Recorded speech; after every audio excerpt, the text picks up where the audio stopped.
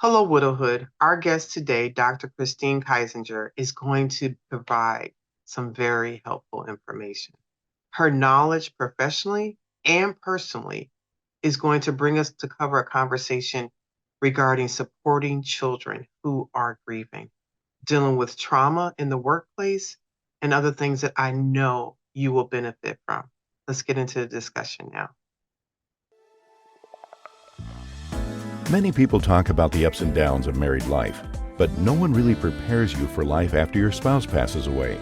Welcome to Widowhood Real Talk with Tina, a safe place for widows, widowers, and their friends and family to talk about love and loss.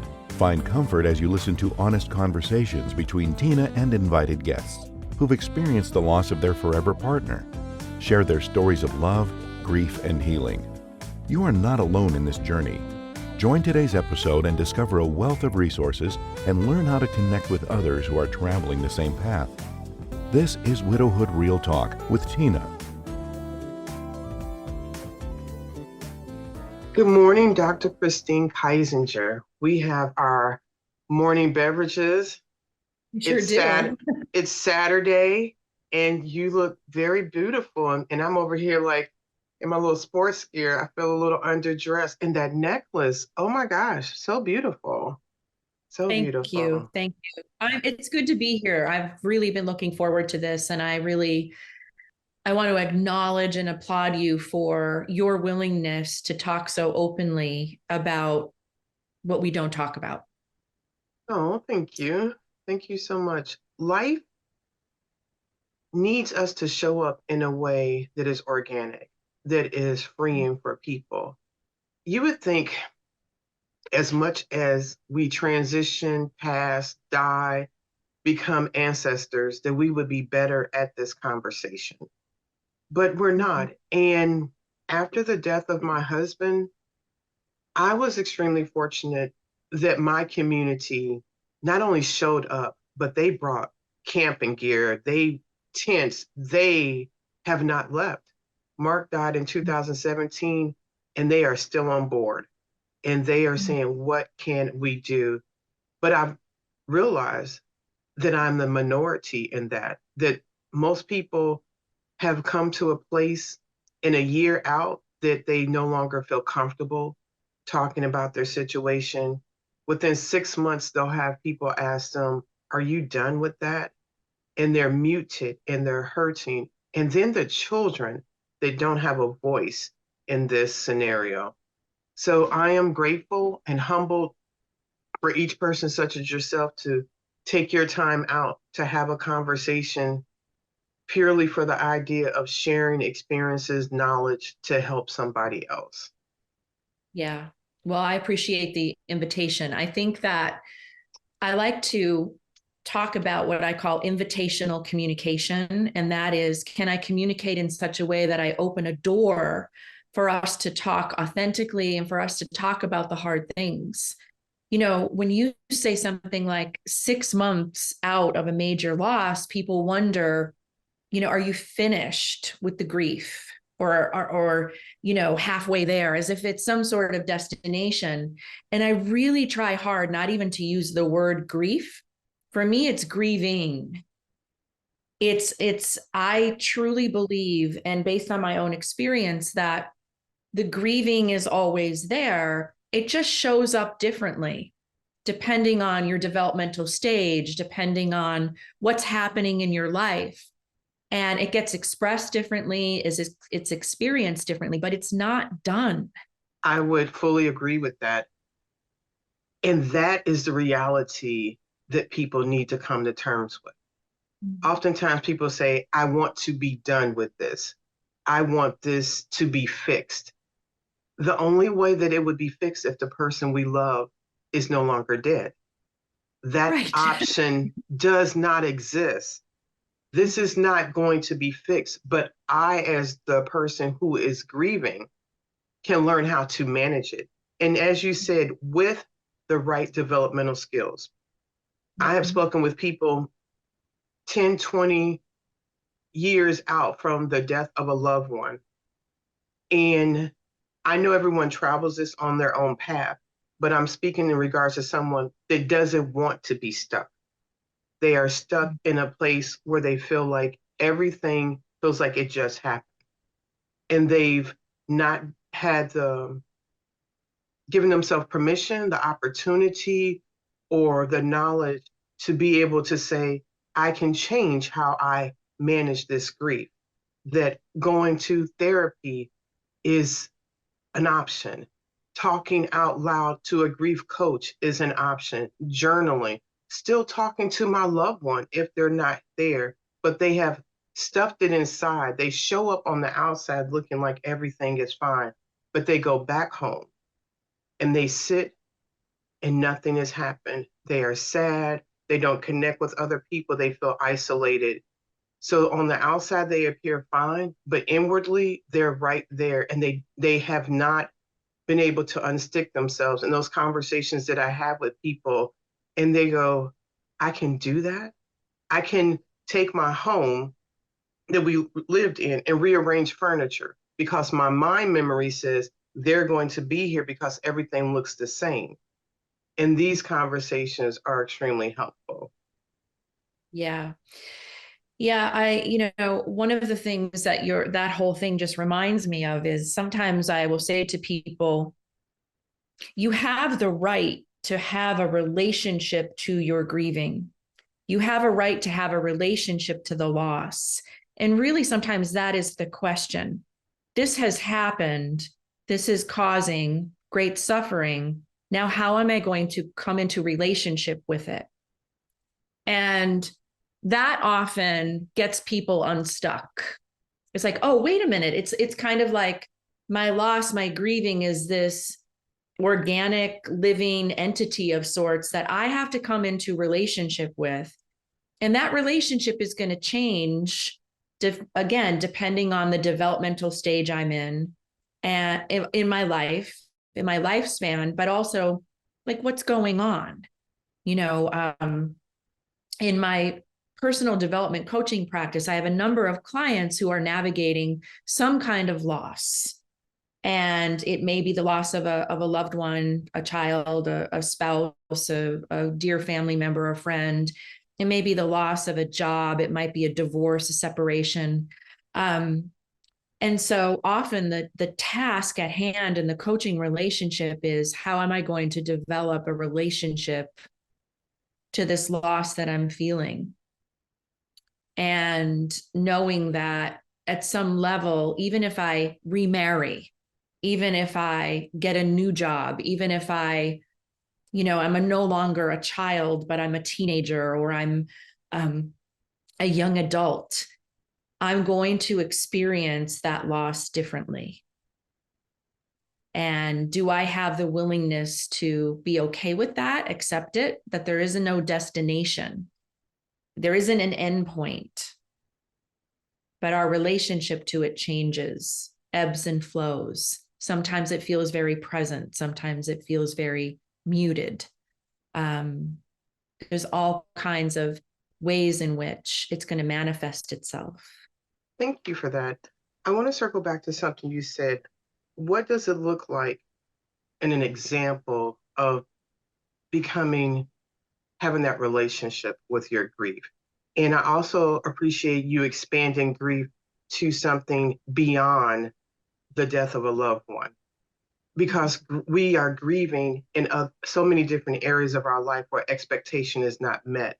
And I think we find that is the death of a loved one that often becomes a place where you realize you cannot manage it any longer.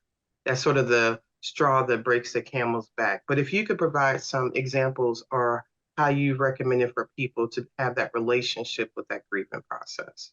What really brought me deeply into looking at grieving was 30 some years ago, teaching a course at the university level called The Dark Side of Close Relationships. And it was an advanced level interpersonal communication course that looked at the things that happen to us relationally that we just don't talk about, or we have a lot of discomfort talking about it, like addiction, chronic terminal illness, dying and death, loss and grief, physical and emotional abuse, several different topic areas. What most struck me, especially amongst undergraduate students, was how uncomfortable they were talking about loss, broadly defined. It wasn't just about the loss of someone to death. It was the losses they experienced as a result of their parents' separation or divorce, or someone's incarceration, or a move, that was unexpected, that created a lot of turbulence in their lives, that suddenly maybe mom's health was lost because she has a chronic illness. And so it was this expansion of how we define loss, and this idea that grieving happens when mom and dad divorce. Grieving happens when we break up. Grieving happens when we lose a pet. Grieving happens when the dream I held no longer is possible because I now have an injury or a chronic illness.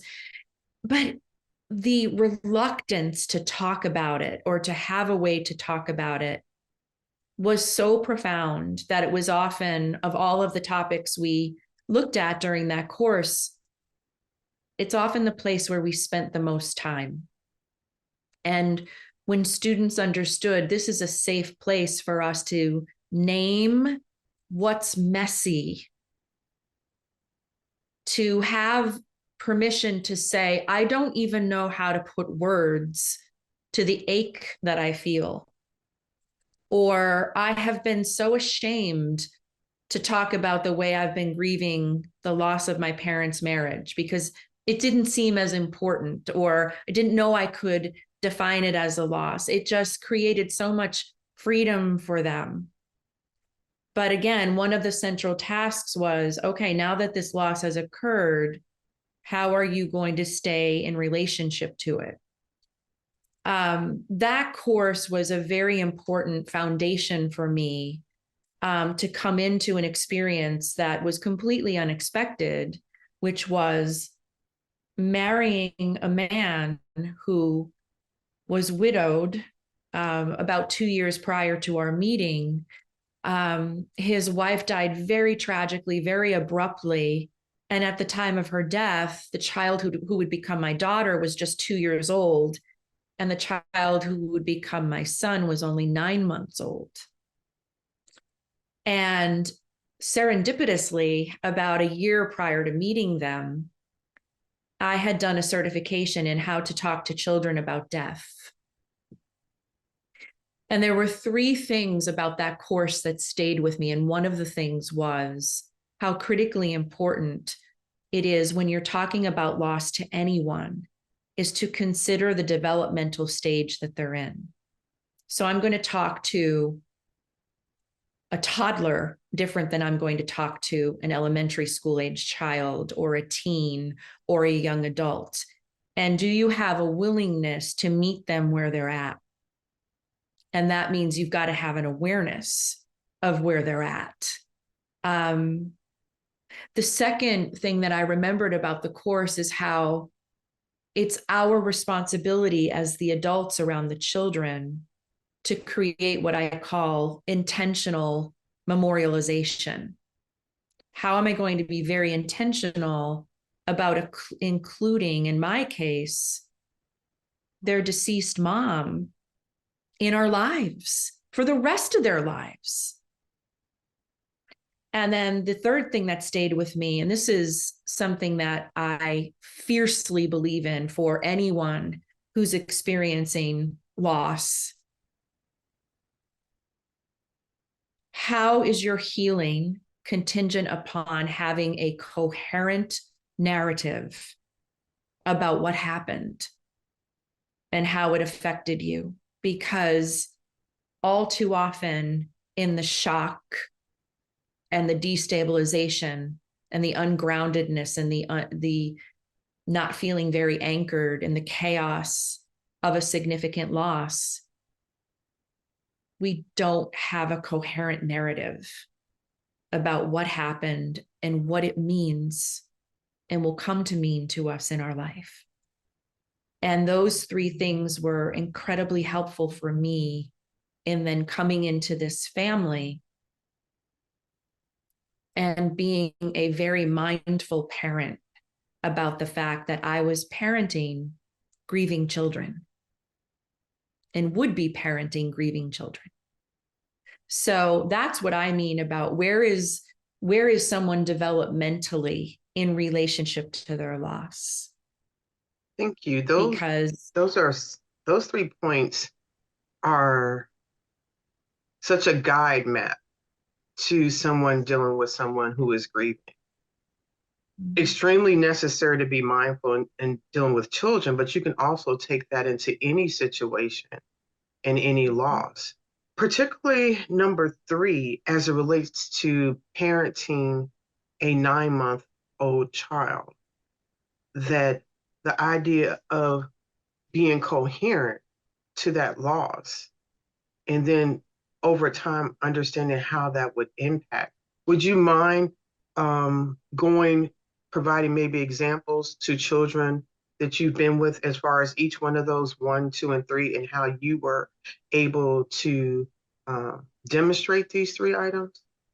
yeah, I do. And these are stories that I try to share as often as possible because I think they're really good ways of illustrating the ways that we mess up and the ways that we can really be of help and value. So in terms of developmental stages, the story that I like to share is, and people, I almost would get argumentative with me when they would say, "You're so lucky, your children were so young when their mom died that, they only know you as their mom." And I would say that actually is not true.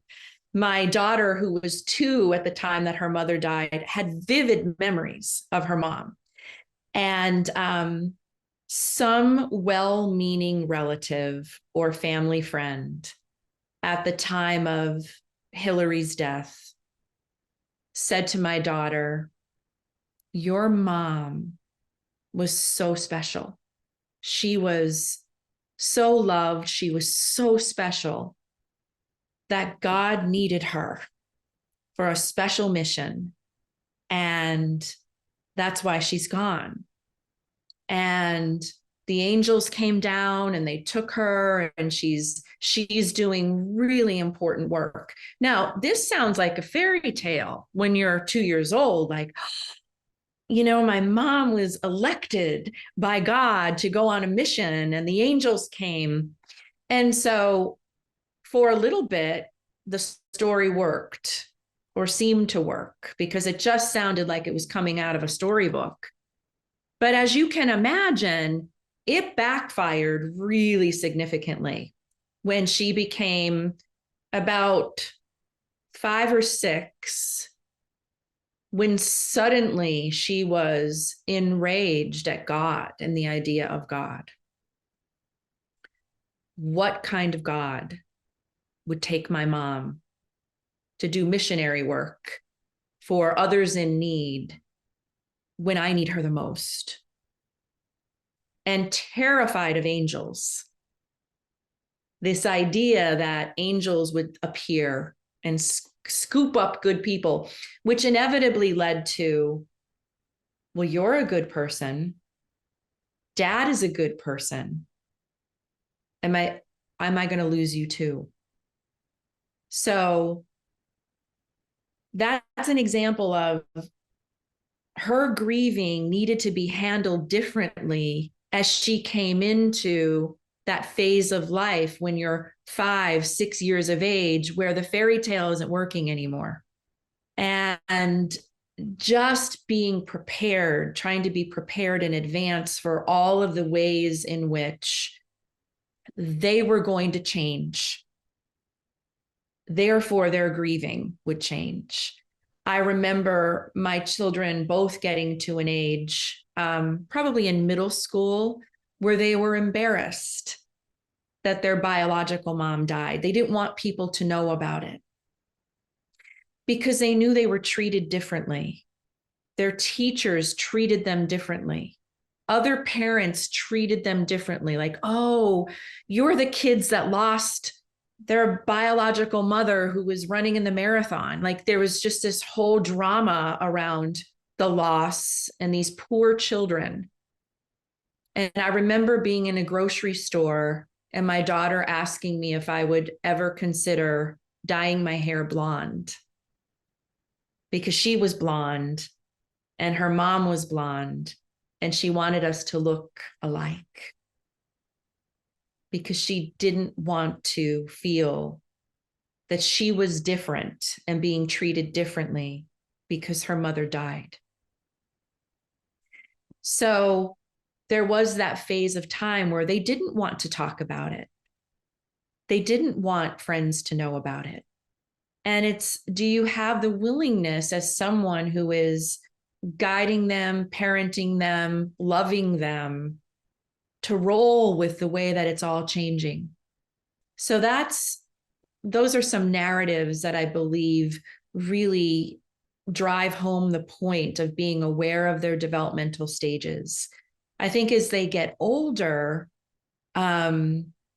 teens, late teens, early adulthood, they get really curious. They get curious about that blood connection. They get curious about their identity in relationship to the person who has passed or is gone. And how am I like her? What qualities do we share? And this is where say their name is so critically important in grieving. Don't be around me and not bring it up. You know, my kids were very desperate for information about their mom, you know, and I really encouraged them to have connections to extended family and also friends, you know, people who were very good friends of Hillary's. I remember in terms of this idea of how are we going to intentionally create memory and keep this person's memory alive in our family. I mean, I don't know what your experience is on this, but there's a lot of decisions that need to be made when it comes to building a different sense of family in the face of the loss, without forgetting or putting the person in a drawer or burying them, including their memory, or keeping that memory alive in a way that's really helpful and functional and creates a richness, even if you bring someone new into the family. That is a really good question. And to that point, Widowhood Real Talk with Tina is my largest way of keeping Mark's memory alive. To be able to be in the spaces with other people who are grieving, leveraging my experience, giving people permission to say their loved one's name, to say Mark's name, to never forget that I am who I am because of my relationship with him. Our children are who they are because of their dad's existence. I would consider myself fortunate that our children were adults when Mark died. So the idea of wondering if they remembered their dad, wondering if they have a conscious of his presence and how wonderful he was, that work is already cemented. My children are a big part of Widowhood Real Talk with Tina. I ended last year with a conversation with my son speaking about the death of parents. My daughter is one of the board members of Widowhood Real Talk with Tina and very much nitpicking all the social content that I do if she sees this podcast. But all of those things to make it alive. And you're right about the relationships. I remember going back on the 1 year anniversary after Mark's death and going back to family and friends and asking them, how did they find out he died? How did that impact them? How was that day? Because as you talk about what I remember, how coherent that that day, that year was much of a fall. But to go back to family and friends and ask them what was their experience, it gave them permission to share their Mark stories because no one would try to make their experience of your loved one's death bigger than yours. But when you give them permission, tell me what happened. And they have told me so many stories of Mark that I never knew because he had his own relationships with people. I wasn't there for every one of those. And to this day, someone will call me and go, "Oh, I have a story about Mark. Is it okay if I share?" And I'm like, absolutely. And that gives them permission to continually say his name and know that it's something to be celebrated. His life was good, and it doesn't get put in a drawer of our memories, no longer to be uttered again forever. And speaking of bringing new people into your life, I did remarry, and I still have my late husband's last name. And that conversation came up with my current husband and asked him, "What do you think about the idea of me changing my name?" Because someone asked me, and I was like, "I never thought of that." And his response was, "Your children would not have a parent in this world with the same last name." And I said, Mm. "You understand me. You Yeah. understand what is important. You understand the duality of me loving you in my heart and still being able to have space and being with my late husband." And that is so important to have as new people come into your life, to not make it weird, not make it uncomfortable, not make it seem like it's not something you should do. This is part of my life. Yeah, I love that. It speaks volumes about him because I think that I did a lot of research on what are called post bereaved families and the post bereaved family system. And this is really about the new girlfriend or the new wife or spouse or husband that comes into the scene into a post bereaved family. And I take issue with that phrase. I came into a bereaved family. It's not, they weren't post anything. They were still grieving and they were going, you have to be willing, if you're this person, to know what you're entering into. And I remember having some conversations with my ex-husband about how are we going to navigate this? My role, keeping Hillary part of our family and dealing with all the feelings and emotions around that. And I think that there are some families, the literature tells us, for whom when someone else comes in, the deceased partner is out. You take the pictures off the wall, you don't say their name. It's like we are creating an entirely new dynamic here.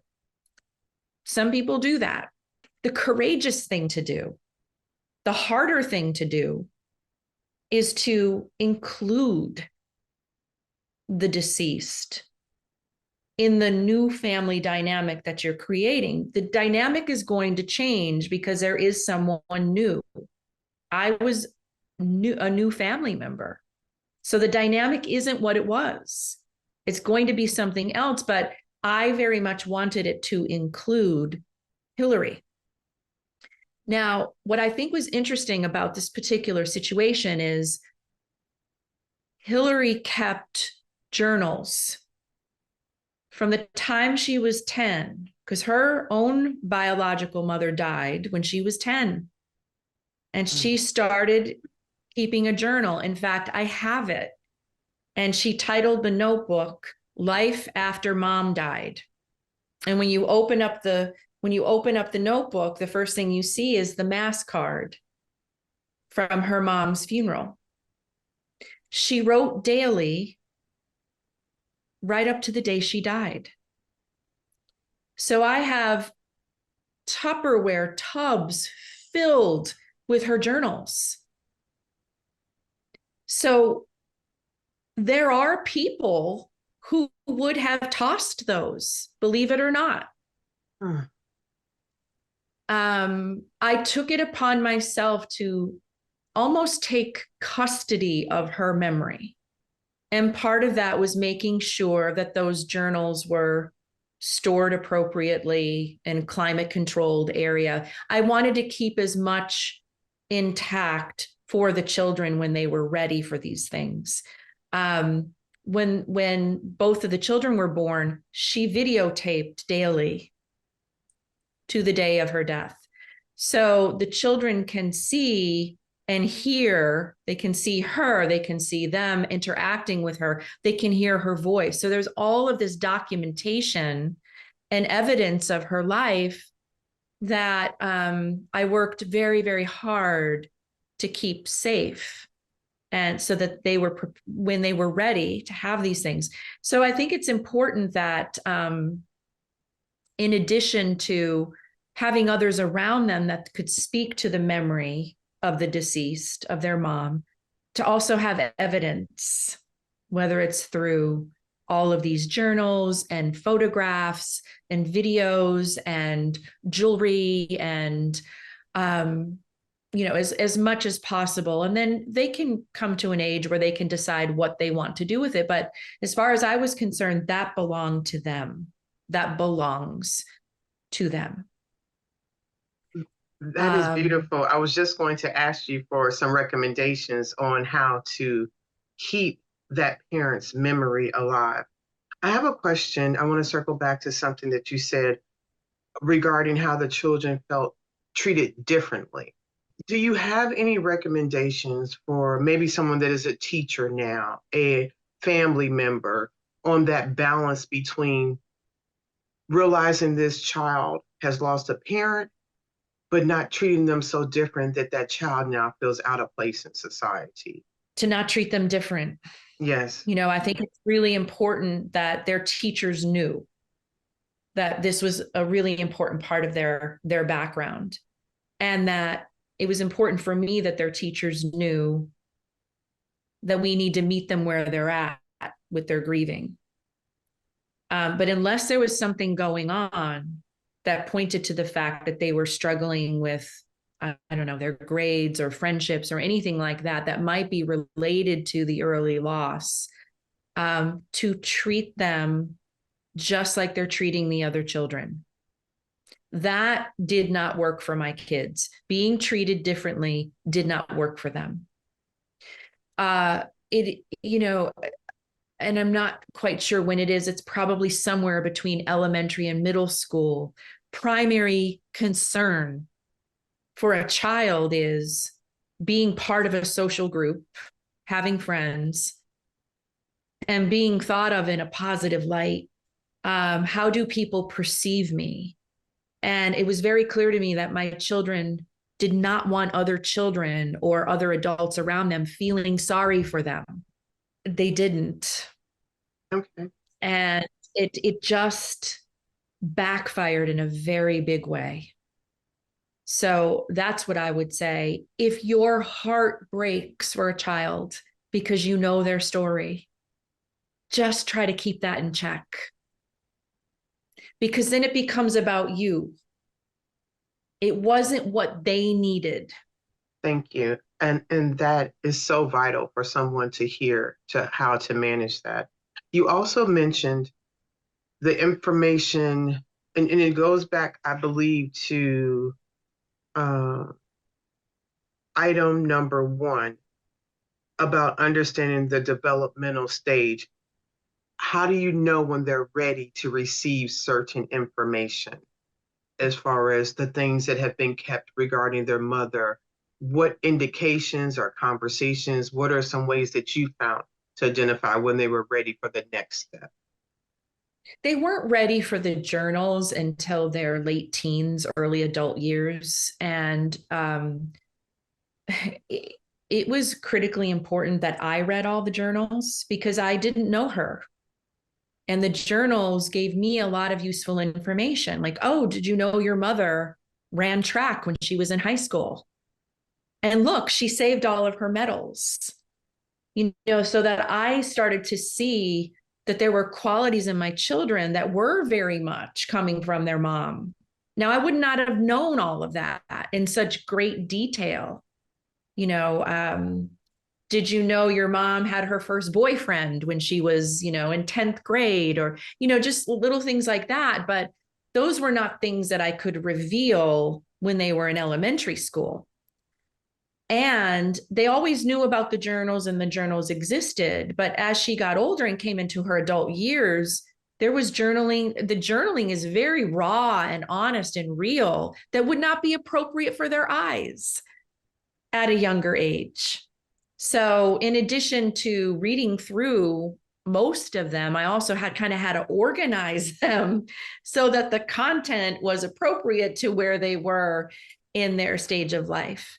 One of the things that my ex-husband and I decided to do is that we were not going to acknowledge the date of death. We were going to celebrate Hillary's birthday. And so every year I would get cupcakes or a cake, and we would celebrate her birthday, and the children would write messages on balloons and sent them to heaven. That was what they thought that they were doing. And that was something that they they very much looked forward to as very young children. And it was also a ritual that then they just continued. And so there were things that like that. But see, this is very intentional on our part. This was not willy-nilly. This was, okay, I don't even know that they knew the date of death until they were much older. What are the implications of lighting a candle or acknowledging date of death at a really young age? We just chose not to do that. When my daughter was 11 or 12 years of age, I reached out to all of Hillary's closest female friends and family members, and I asked them, what do you think that they would want my daughter to know about what it means to become a woman? This was and she was, I could see her body was changing, and she was coming into her puberty. And she received the most beautiful cards and letters and small gifts. Because I didn't know what her mom would want her to know. So I went directly to the source of those things. And that's another example of this, what I call intentional memorialization. How do we keep the presence of the lost one in the lives of those who, cared most, in this case, the children, in a way that really helps them to grow and thrive, feeling very connected to, in this case, their mom. That is beautiful. Oftentimes, thank you for sharing that. That is such a wonderful example of that continual memorialization as she is living. This is, as we said in the beginning, this is not something that's done. This is forever her mother, forever being a part of her life, in the creative ways to look and see where her mother is not there and how to insert her into her life and leverage the people that knew her well. Oftentimes I'll have conversations with people who are coming into a bereaved family and feeling more like they're in competition with the person who is deceased. Anything you want to speak regarding that? I saw you smile. Like there's a ton in there. Yes, please recommendations, suggestions, because people need to know. Yeah, I know exactly what you're talking about, especially when someone dies young and was beloved and accomplished, and the passing was tragic and unexpected. There is this sense. I remember going through a couple of manifestations of this. One was, well, I wouldn't be here if she hadn't passed. And am I someone she would be proud of? in terms of how I'm raising these children and being with these children. And then there's this glorification, right? There's this, we don't know the things about this person that others experienced negatively. I mean, we all have our weaknesses and our flaws. So I remember saying to my husband, tell me something about her that drove you crazy.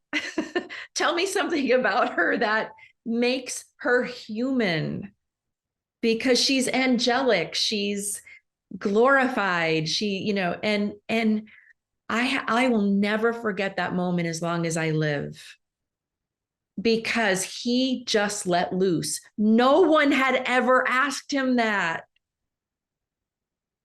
And it gave him permission to say, God, she was hard to live with, or she was on my back about this or that, or, these are the ways in which I really get along with you, but I didn't get along with her. And it was just like I could exhale.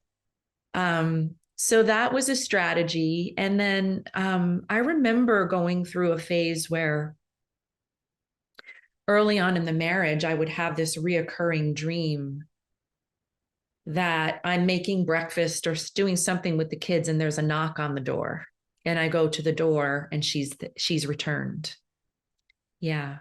So I do think I appreciate the question, because I haven't thought about this, and I don't know that I've even really shared about this, but this goes on.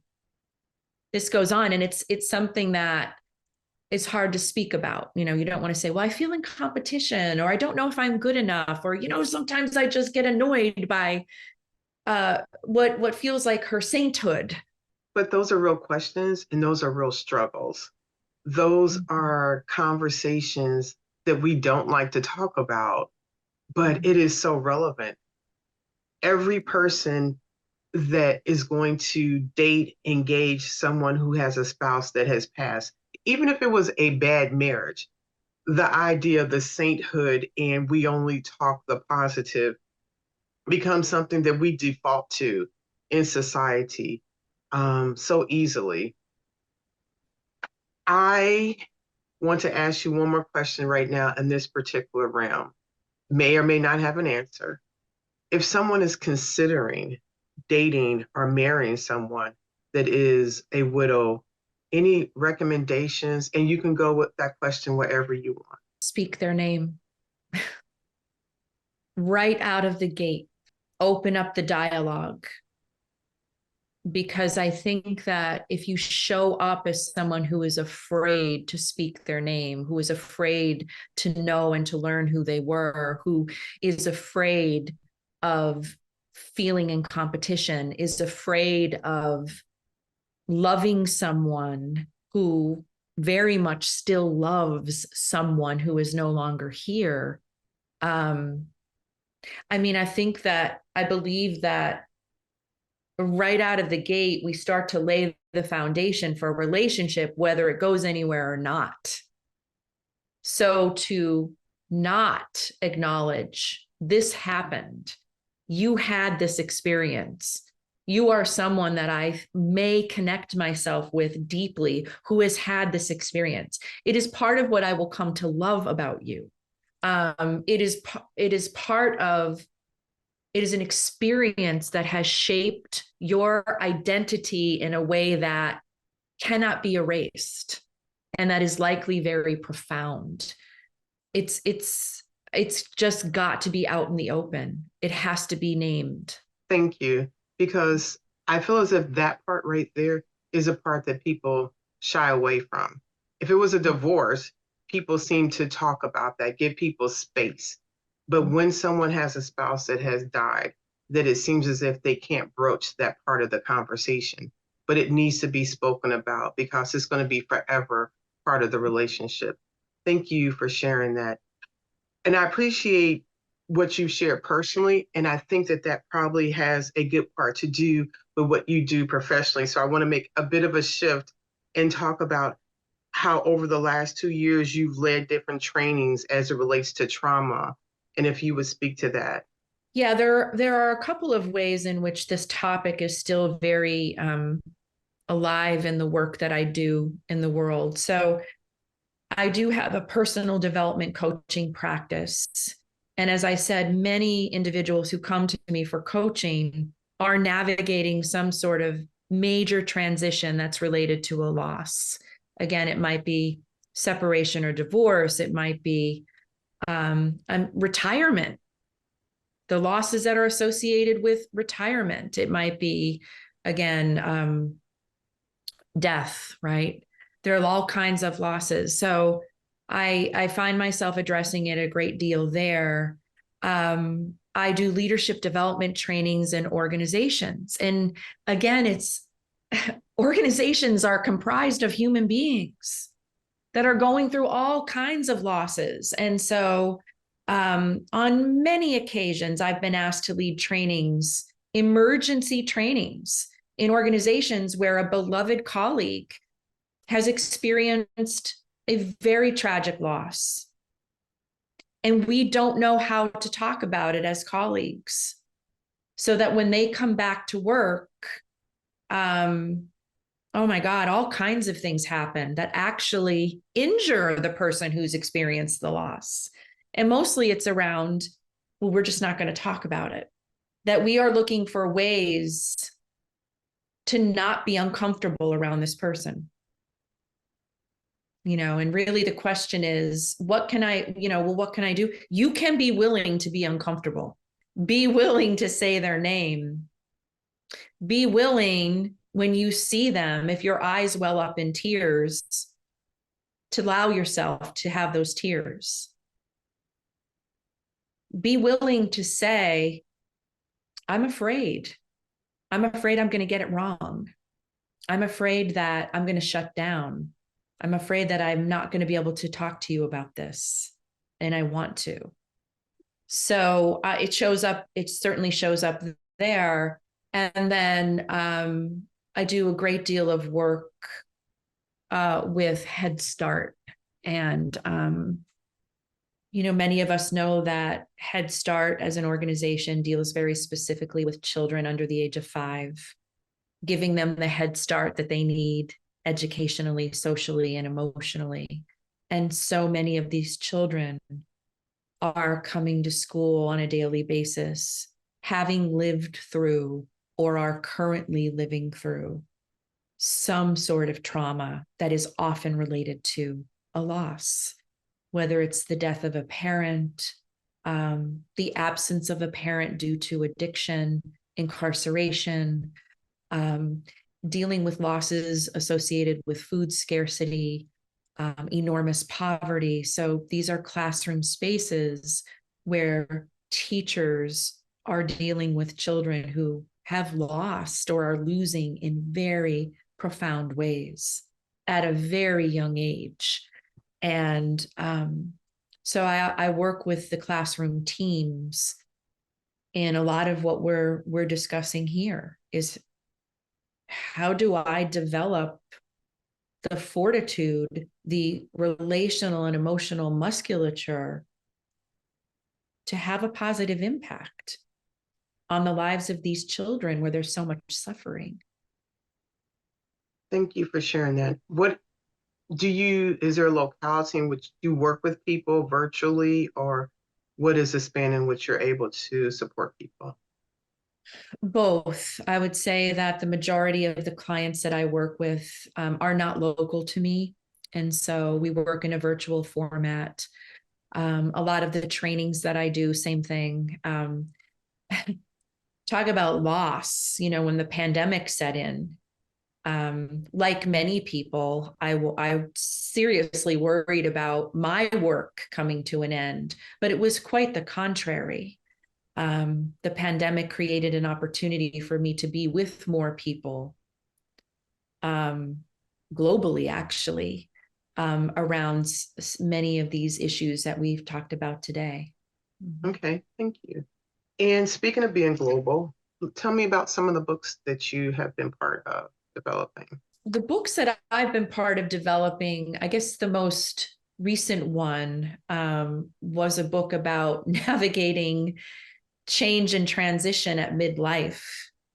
You're really making me think about the degree to which the notion of loss is pervasive amongst along the lines of so much of the work that I do in the world, because that's a collection of essays where people are talking about the various transitions and losses that occur during midlife. When I think about the academic articles that I've written and published, they're mostly around issues like identity, disordered eating, and the losses that they produce, and how we navigate those in our family systems or relational systems, or don't. I guess that the common theme in a lot of my work is really addressing the things we don't talk about, going back to that course about, what don't we talk about in the relationships that matter most to us? We know that we'd likely not experience it as a loss if we didn't love so deeply. If you want to stop loving, then you don't have to worry about loss in your life. But who wants that? That's right. Yes, I like to tell my students and my clients, if you're signing up to love, you're simultaneously signing up to lose. It's the deal we make. It is. We say it in our wedding vows, but you really don't think about that part. You're just kind of mumbling those lines through. And it's like, but that is what we're signing up for. And in the idea of wedding vows, I want you to talk about the vow. Wow. Yeah. The vow is the vow is a passion project. The vow came out of navigating a painful and difficult divorce, and my having the realization in really thinking about the role that I played in that I did not take very good care of myself, that I did not have a commitment or a vow to me. I did not have what I call a very strong intrapersonal relationship. And when we do not take extreme, profound, extraordinary care of ourselves, our relationships suffer in ways that we cannot even imagine. And so the vow is really about, what does it mean to come into self-devotion, to come into commitment with yourself in the same way you would commit in a marriage to another person, the same way you might commit as a parent to your children. It really came out of my looking back at my wedding vows that I wrote and having this epiphany. And the epiphany was, what if you had vowed these things to yourself first? You might have had a different marriage. You might have had a different life. And in taking that very seriously, I took about 2 years where I took my commitment to myself very seriously and really worked on developing a strong relationship to myself. And I began to see that it's radically changed who I am and how I show up in the world, how I lead, how I love, how I live. And it's a keynote speech, and it's a book that I'm writing, The Vow, The Art and Science of Self-Devotion. And I thank you for asking about it, because it's probably going to be my most important life's work. Thank you for sharing that with us. A few more questions. Well, actually, two. Mm-hmm. What gives you joy? Relationships. And I think that that's why I'm so in love with my work. At a very, very young age, as a fairly young college professor, my work in the world was teaching students how to have better relationships. My work in the world is teaching leaders how to have better relationships, is helping my coaching clients have better relationships.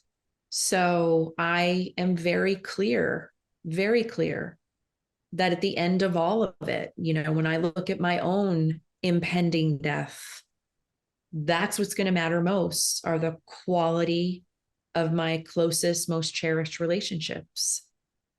And that's what brings me joy. If you could pick any age, any time in your life, what would you pick and what would you tell yourself? I'm going to be 58 in February. The wisdom that I've derived along the way through a lot of very painful experiences, like the experiences that have taken me to my knees, has created for me a situation where I feel so balanced and peaceful and so much access to joy that when I look back, I cannot think of a single thing that I would say, I wish that didn't happen. There are things I wish I handled differently, but had I not lived through those things, I could not be where I'm at right now. I can't think, I don't want to be at another age. I don't have any lament about being someone who's in her late 50s. It just gets better. So I guess I would tell those previous selves, and you know, those moments where you were literally brought to your knees. And I always say, there's a choice point that happens with those moments where life brings you to your knees. And the choice point is, am I going to get up? And there are many people who don't. They just don't. But if you do get up, what was the thought that got you off the floor? And that's the thing that brought you forward. And so when I look back at other ages and stages in my own life, I would tell myself, get up, hold on. One step forward. If it's just one step, just step it forward. That's what I'd tell myself. Thank you. I've asked you questions in this conversation. Any questions of me? I guess I'm just curious about, given what you've lived through and all of the people that you've talked with, was there something about this conversation that was new that you think might benefit your audience in a way that you haven't heard before? I'm curious about that. Thank you for that question. Yes, I have a passion to have more conversations as it relates to being in places with children who are grieving. And when we met and had our initial conversation, I felt like it was something that was greatly needed in our society, in the spaces and where I show up, to be able to give knowledge and information to people with children. And we're all someone else's children, I get that, but dealing with very small minors in this grief journey, and that their grief is not recognized as much as it should be. And I want to have more conversations. And you have had been through that journey and so intentionally gone there, as you say, serendipitously had the training beforehand, that you were able to leverage and have that knowledge and to be able to show up, that I want to empower people to recognize that children, minors are grieving, that what you may think is someone just acting out may be the only way that they can communicate their grief. And for the people that are showing up in these families, to not put that loved one in a drawer, to embrace that. Don't worry. Yes, you have to recognize you may feel like you're in competition, but serve that child that is in this relationship and show them how to love. Give them a safe place to memorialize their parents. Give their family and community space to know that they are still welcome in this family. Yes, you are there, but that husband had a connection with those friends. Those children will starve to hear from people who know about their parents. And that Right. is why this conversation, I feel like, is vital for the community that I serve. Can I ask one more question real quick? For sure. So I've been, in the last 5 years or so, I've been very drawn to the work of Dr. David Kessler. And he was for your audience, he was an apprentice to Elizabeth Kubler-Ross. Yes. And when she died, he suffered the tragic loss of his 18-year-old son. Yes. And he decided that there is one more stage of grief after acceptance, and it's meaning making. That it's not enough just to accept this happened, but what do you make it mean in your life? How has that loss been made meaningful? And I believe that that's what you're doing with this podcast and your work in the world. This loss happened, and I'm going to make it mean something. Do you have that sense? Thank you for that question. And thank you for speaking about David Kessler and the work that he does in the grieving community, which is so necessary. I think there is that idea of making purpose, as you said, some people may never get up. Some people may never get to the place that they have made purpose out of their pain. They may spend eternity on this side of the world just trying to accept it. They may never see anything good has come of the death of their loved one. And because grief and that journey is on someone's own time and on their own pace, somebody may feel like they've gotten this far, and then a birthday or a significant event, or you may travel someplace and it'll take you right back to feeling like your loved one died and you're lethargic, you can't get out of bed, you have the foggy mind, and all those other different things. I think when your loved one dies, to think at that moment, I'm going to make purpose out of that, may be too much pressure. You may just Yes. need to deal with the reality that you're looking at the other side of an empty bed. You may have to deal with the reality, I'm going to go to the grocery store for the first time without them. And we normally go through the cookie aisle, but I don't like cookies and I have no desire to go there. And I'm crying at the end of that aisle, and someone's wondering what's wrong with them. The idea of making purpose out of this, I would say put that someplace when you're ready for it, when it seems like it fits into your grief journey. But the pressure of our society of make something out of everything can just like you said, have that vow to yourself that I'm going to be honest with myself. I'm going to love myself. I'm going to hold myself, and I'm going to keep getting up every day. And at some point in time, purpose may come out of your grief.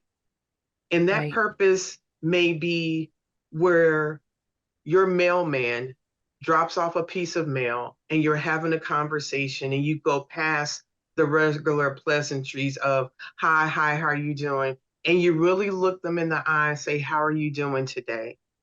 And they say, well, I haven't been on my route because my daughter died 3 months ago. And you take that leap and say, my child died too. You have made purpose, because that you could have just said, oh, I'm sorry, have a good day. But if you told them your journey and they realized they were not alone, that is purposeful, because you've connected with somebody else in their space and let them know you're going through this journey and I'm going with you. That purpose can be that purpose can be praying for someone that you may never meet who's going through a horrific situation that you've gone through, and that can be purposeful too. Yes, what I am doing is purposeful, but I don't want someone to think this was my intention.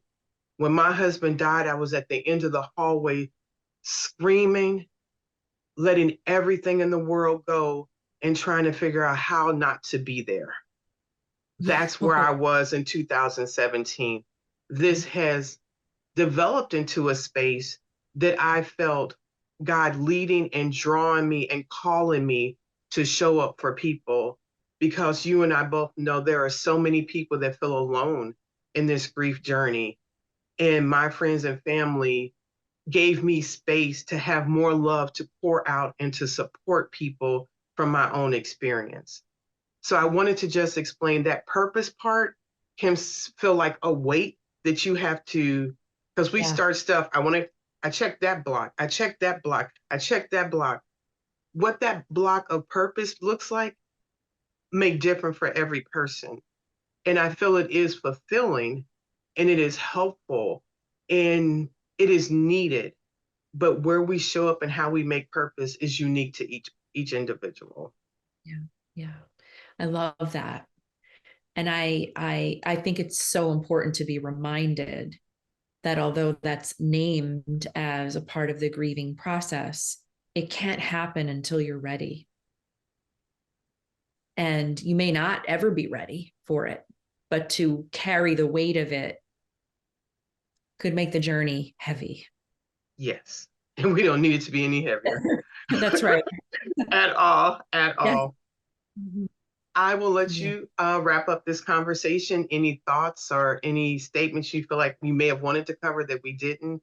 And I'll let you close us Um, out. I just, again, I'll take us full circle. I'm so appreciative that you exist, that you're creating this space, this opportunity for a great number of us to come here and to speak about issues related to grieving and loss, that we don't typically name, face, turn toward, voice. And I'm just grateful for our time together today. Thank you for being here. You have a wonderful day. You too. Thank you. Thank you for being here with me today. Thank you for being part of this conversation. And I am certain that it was helpful. I want to hear from you. I want to know what topics you want me to cover. I want to know if there are particular guests that you're interested in me having. And I want to know if you want to share your story. Please email me at widowhoodrealtalk@gmail.com. Talk to you later. Bye. Thank you for spending another episode with Widowhood Real Talk. If you found the contents of today helpful, share the episode to anyone you know who may need it. Subscribe to the show and tune into Widowhood Real Talk each week. Then visit widowhood-realtalkwithtina.org to join the community and access additional resources. Remember, you are not alone in this journey.